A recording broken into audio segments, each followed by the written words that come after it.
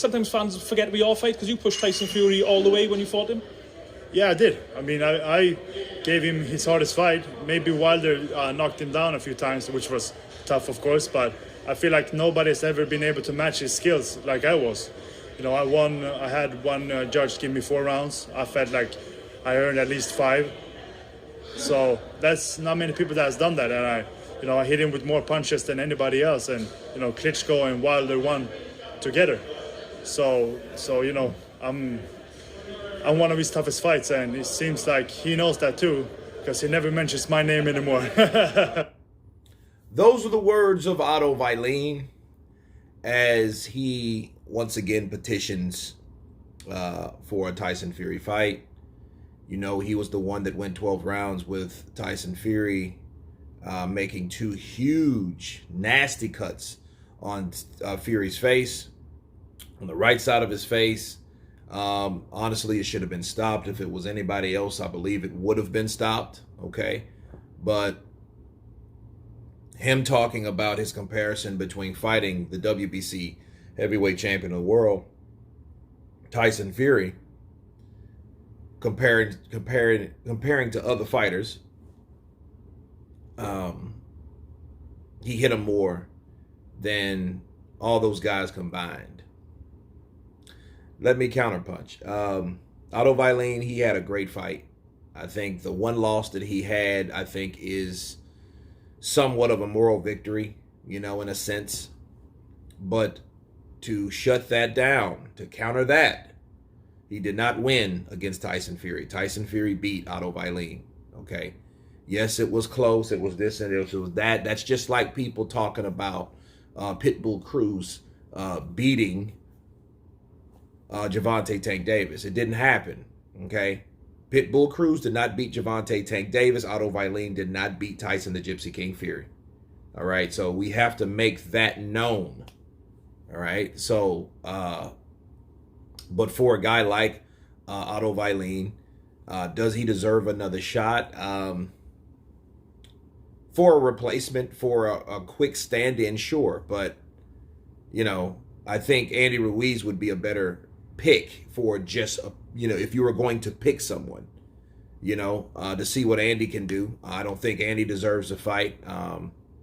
But I think for the fans, Andy is more known. Andy is a former champion. So I think they would go that route versus taking on Otto Wallin again, because Otto Wallin was difficult.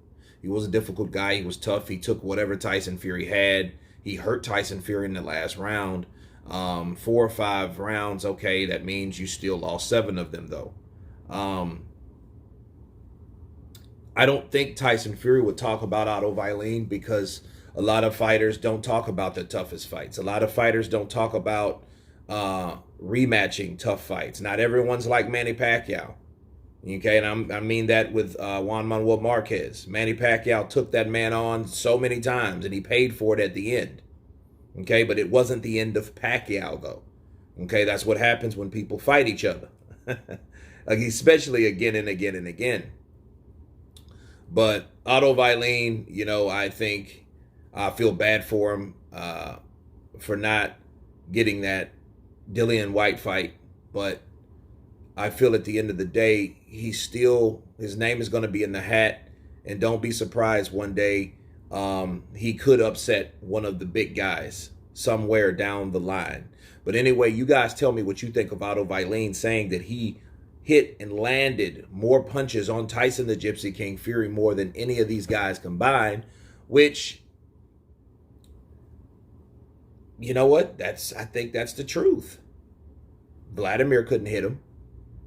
Wilder really, in the first fight, Wilder hit him probably more, but then, a lot of his punches were scrapes, slaps. He dropped him in the 9th with a right, and then in the 12th, he hit him with a right and a left. Well, the second fight, behind the Otto Wallin fight, I think Otto Wallin did get to Tyson Fury more. But of course, we need to keep in mind that if we're arguing or discussing the amount of times that someone hit a fighter, that means that was a lot of times he didn't get hit. Okay, that kind of sounds like Mayweather in retrospect, because people talk about, man, how many people got to Mayweather more than anybody else? Well, none of those fighters have ever lost yet, so I have to remind you. But Wilder, he landed a couple shots in the second fight, and he landed probably more in the third. But Otto Wallin did land more punches. However, were they more impactful than Deontay Wilder's? Deontay Wilder throws bombs. He throws scuds. You know that? Shh, shh, shh. So he was more dangerous, but he landed more. So for the sake of argument, yes, he did. But did he make more impact than Deontay Wilder did? No. Looks wise, sure, because he made the huge cuts again. But did he ever put him to the canvas? He did hurt him in the 12th. But Otto Wallin, I think he needs to stay in there.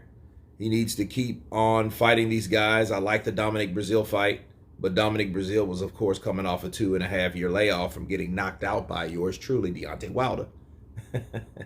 So I don't know what's in store for him, but I wish him the best. You guys tell me what you think about Otto Wallin and his statements towards the Gypsy King. Bars. Please subscribe, and you guys been Counterpunch. Peace.